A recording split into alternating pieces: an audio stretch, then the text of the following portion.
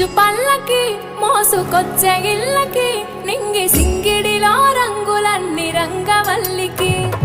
రేగు పళ్ళకి గోవు గొబ్బెమ్మలకి పూల పాన్పు సహిత స్వాగతాలు పల్లెటూళ్ళకి